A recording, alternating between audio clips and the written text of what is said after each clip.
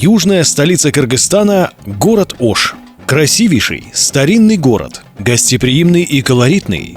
Его появление уходит в глубины веков. Но сегодня это торговый, культурный, исторический и спортивный центр южной части страны. Именно потому очередное стрелковое соревнование по снайпингу было решено провести здесь. Недалеко от города, в селе Тюлекен, руководство Федерации снайпинга Кыргызстана для этих целей определило хорошо организованное для подобных мероприятий стрельбище «Каплан». Сейчас, мы проводим третье соревнование. 2 соревнования уже прошли в городе Бишкек, и третье соревнование сейчас в городе Ош. Более половины, наверное, можно сказать, участников – это представители силовых структур. И меньшая половина – это охотники, то есть с гражданским огнестрельным оружием.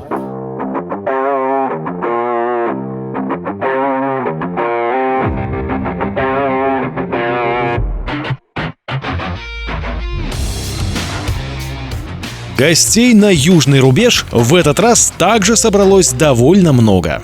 Приехал из России, из города Смоленска. Страна нравится, я тут уже, не знаю, 7-й или 8-й раз.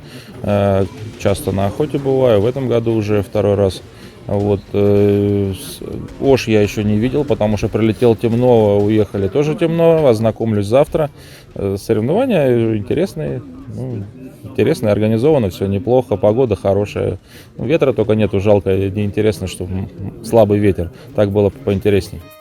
Съехавшиеся многочисленные участники соревнования с самого утра достаточно живо уже пообщались перед прохождением регистрации, ведь основной миссией Федерации снайпинга является именно развитие платформы для обмена опытом и навыками. Ну а затем все получили порядковые номера и разошлись для подготовки. А теперь о нумерации и оружии участников подробнее. Кстати, согласно правилам проведения соревнований в данной категории, если участников с определенным видом оружия набирается 5 и более, то для них формируется отдельный дивизион с отдельной категорией наград. Сейчас же мы смотрим списки участников с болтовыми винтовками. Их 27. Ну что ж, довольно неплохой набор разнообразного оружия и стрелков с различным уровнем подготовки к подобным соревнованиям. Далее идет список стрелков с полуавтоматическими винтовками. Их будет участвовать 6.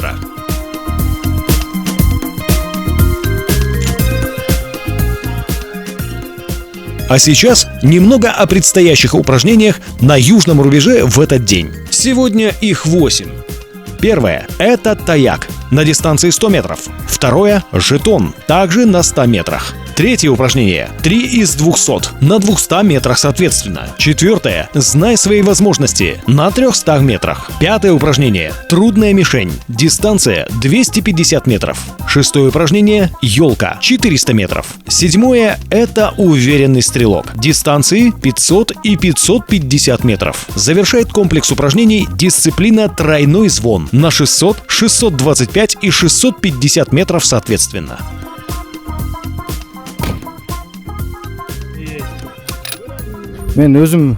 Я вообще сам охотник со стажем, а вот снайпингом стал заниматься недавно, около года. И мне очень нравится этот вид спорта. Теперь обо всем подробнее. Началась быстрая подготовка к предстоящим упражнениям, которые сегодня вновь обещали быть непростыми. Осмотревшись на местности, расчехлив оружие, настроившись психологически, в общем, проведя все предварительные процедуры, участники вышли для построения на плацу, чтобы услышать приветственные слова со стороны организаторов этих соревнований. Да, я, ребята, всех приветствую, очень рад вас видеть. Я, наверное, быстро вступительную речь скажу. У нас очень молодая организация, мы только в июне зарегистрировались, Федерация снайпинга Кыргызской Республики. Но для меня большая честь и гордость, вы знаете, что мы в этом году сразу же после открытия федерации, наши третьи соревнования, они проходят в городе Ош, нашей южной столице нашей страны. Мне кажется, это тоже знаково и важно, так что большое спасибо нашей принимающей стороне. Когда я услышал предложение Айдара, оно мне сразу сразу понравилось, и я согласился. Я сам вообще бывший спецназовец, и то, что я увидел в их деятельности, я решил поддержать. Я сам всегда занимаюсь на этом полигоне.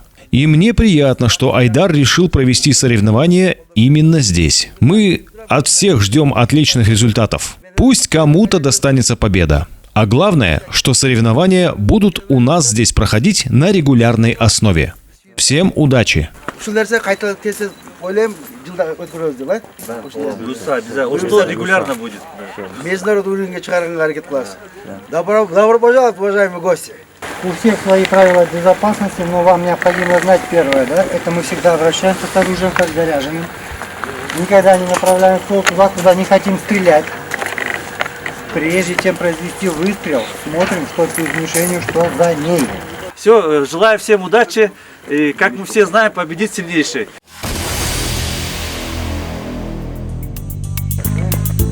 Судейский корпус также полностью подготовился к соревнованиям. Остались лишь последние детали и рекомендации, включающие слежение за соблюдением правил участниками, а также слежение за безопасностью на стрелковом полигоне. Для этих же целей все время дежурила и бригада медиков. Наше соревнование зарегистрировано в Международной конфедерации Т-класса, это по тактическому снайпингу.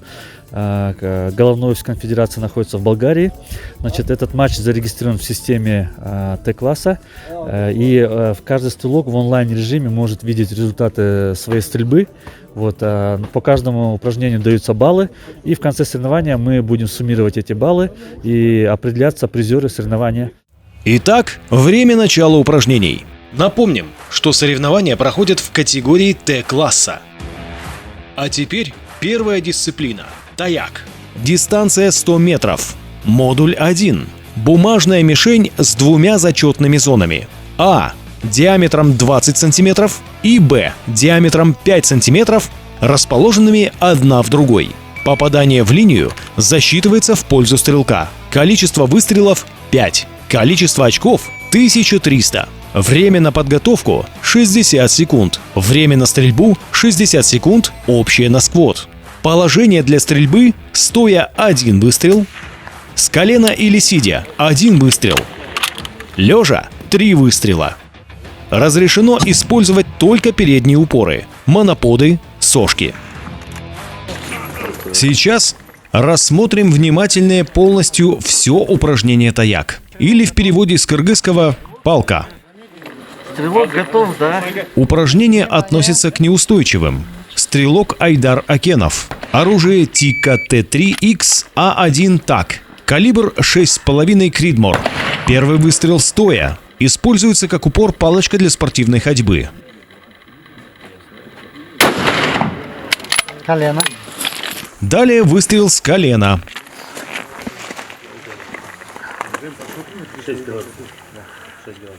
Стрелок забыл закрыть затвор и потерял на этом время.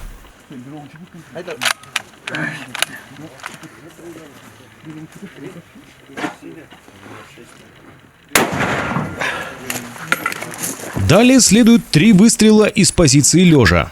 Стрелок готовится, время еще есть. В данном случае используются в качестве упора для винтовки сошки. Упражнение сложное в физическом отношении прежде всего. Очень много быстрых смен позиций, сбивается дыхание и, следовательно, сложно прицеливаться. И вот мы фиксируем одно результативное попадание.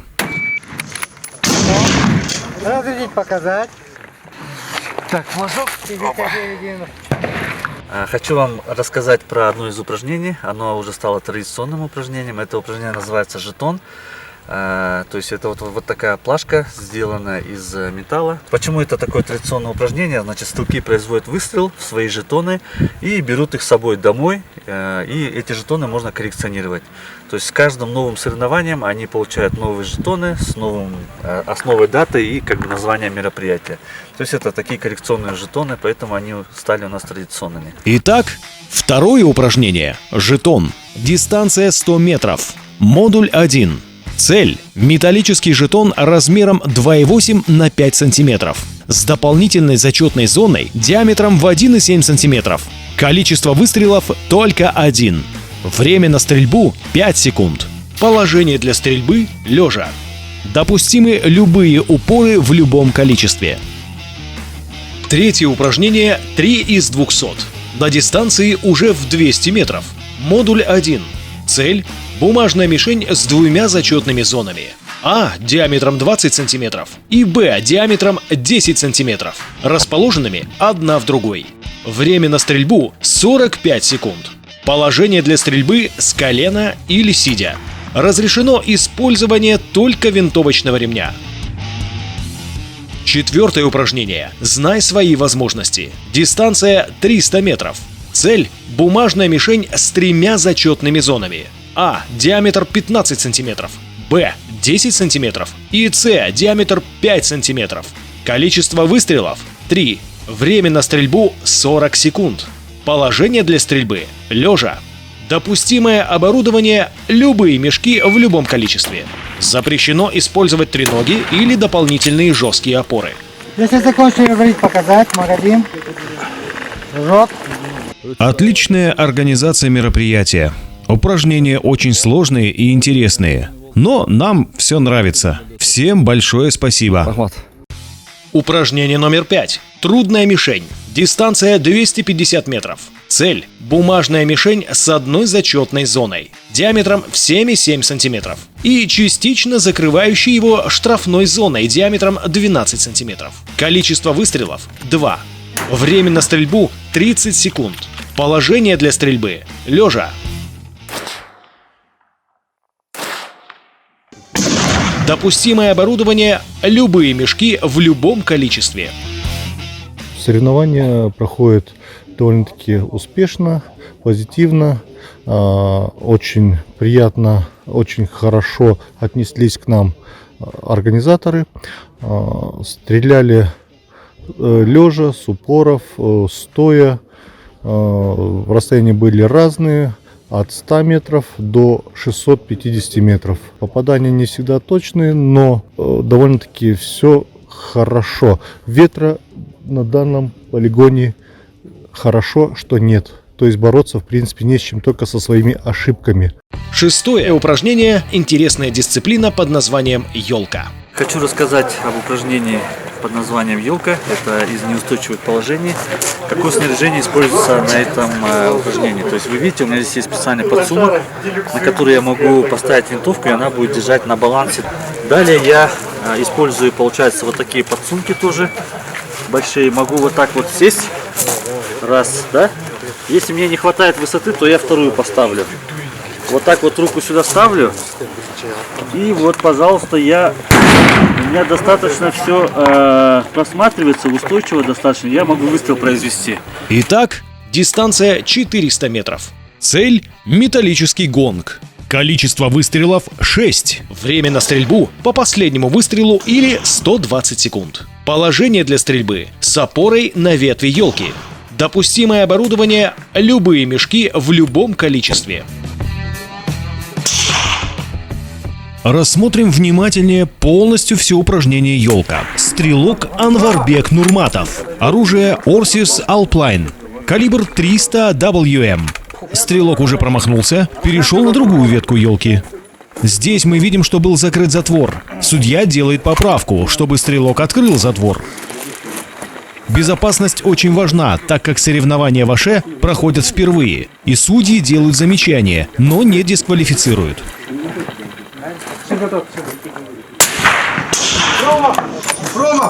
Следующий выстрел тоже промах.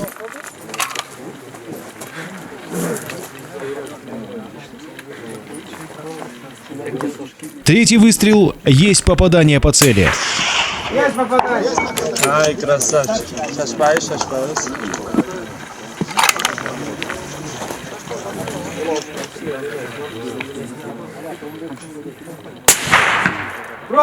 Следующий выстрел тоже промах. Вообще специфика упражнения такова, что желательно ставить винтовку по центру, дабы не было перевеса на одну из сторон. Стрелок же выполняет упражнение с перекосом на заднюю часть винтовки. Есть попадание по цели. Там мишень надо поправить. Заканчивай,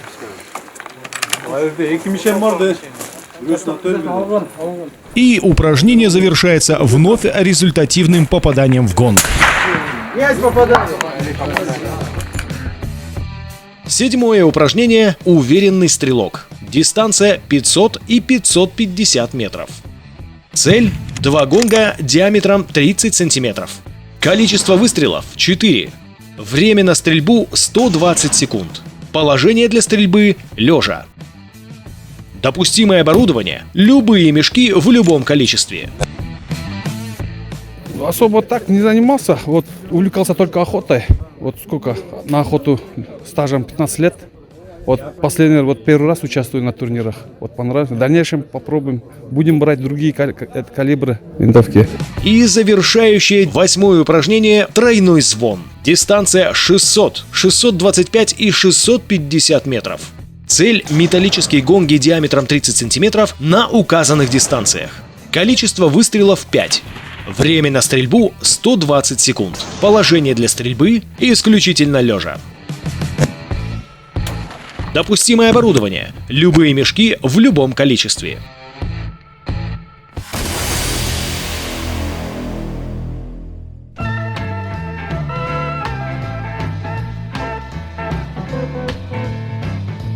По завершению всего комплекса упражнений состоялось и награждение участников, занявших призовые места в каждой из представленных сегодня категорий соревнований. Разыгрываются, значит, медали. Это золотая медаль, серебряная медаль и бронзовая медаль. Матч «Южный рубеж» успешно завершен. Спасибо всем за безопасную стрельбу, за поддержку. И, значит, результаты соревнований. В классе полуавтомат, полуавтоматическая винтовка. 3-е место. Каныбек Маматов.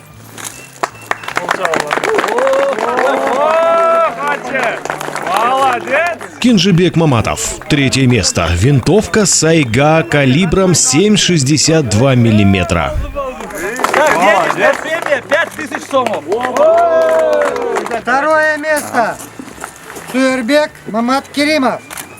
Суербек Мамат Керимов занял 2-е место с винтовкой СВД калибром 7,62 мм.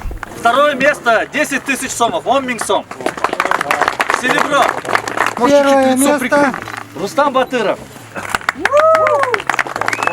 Денежная премия 15 000 сомов. 1-е место в этой категории занял Рустам Батыров, оружие СВД калибром 7,62 мм. Итак, в этом дивизионе 1-е и 2-е места заняли ребята из спецназа пограничной службы БЕРУ. Кстати, забегая вперед, скажем, что после завершения соревнований спецназу пограничной службы Кыргызской Республики БЕРУ от Федерации снайпинга Кыргызской Республики была подарена новенькая винтовочка для тренировок. В классе болтовая винтовка. Внимание, болтовая винтовка. 3-е место. Батыр Батыров. И еще раз. Батыр Батыров. 3-е место. Оружие Норенко. Калибр 308 вин. Денежная премия 10 000 сом. Здесь Евгений Виткин, у него есть оружейная мастерская своя. Он еще от себя дополнительный приз дает. Значит, денежная премия на 3-е место в размере 5000 сомов. Пожалуйста. Дополнительно. 2-е место. В классе болтовая винтовка. Сергей Зуев. Сергей Зуев. 2-е место. Оружие Blazer R8. Калибр 6,5 Кридмор. Денежная премия в размере 20 000 сомов. А также от Евгения Виткина сертификат на 10 000 сомов. Поздравляю. И 1-е место в соревнованиях по снайпингу «Южный рубеж» в классе болтовая винтовка Азиз Джумалиев. И победитель в данной категории Азиз Джумалиев. Винтовка «Саваш». Калибр 223 рэм.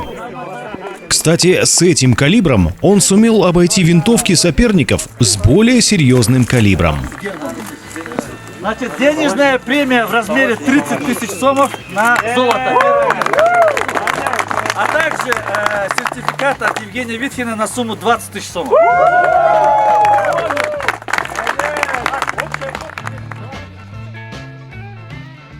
сегодня занял первое место. И сегодня удача на моей стороне была. Всем спасибо организаторам и всем спасибо.